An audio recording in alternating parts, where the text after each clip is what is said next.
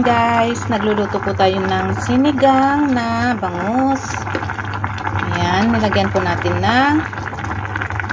ng labanos at saka talbos ng kamote. Ito yung ulam natin ngayon guys. Ayan, sarap na naman ang ulam ni Kunyang. Ayan, at lalagyan na natin ng pangsigang. Ayan, lalagyan na natin lahat ito guys kasi konti na lang. Yummy.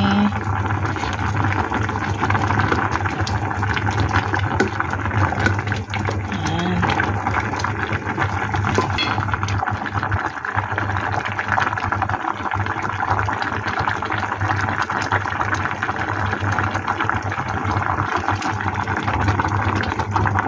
Sarap guys. Ayan, pwede na tayong kumain guys.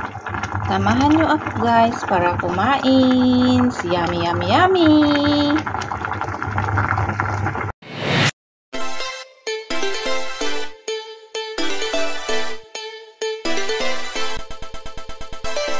Thank you Lord for